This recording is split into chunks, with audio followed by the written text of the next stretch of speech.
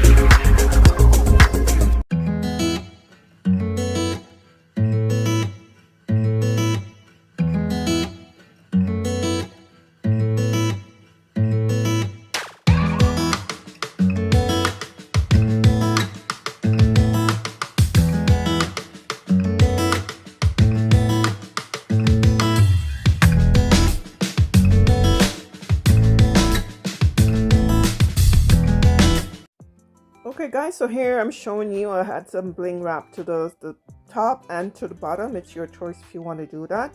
I also did 2 coats of the glitter and Mod Podge to seal it, which is what I'm showing you. So here it is after 2 coats and 2 coats and the Mod Podge. So here it is on my fireplace. I did a little bit of decor at the end, you should see. This concludes this DIY video. I hope you have enjoyed this video. Sorry about the delay. Don't forget to like it, share it, comments, and you can also follow me on Facebook, Instagram, and TikTok. Thank you for watching. Take care. Bye for now.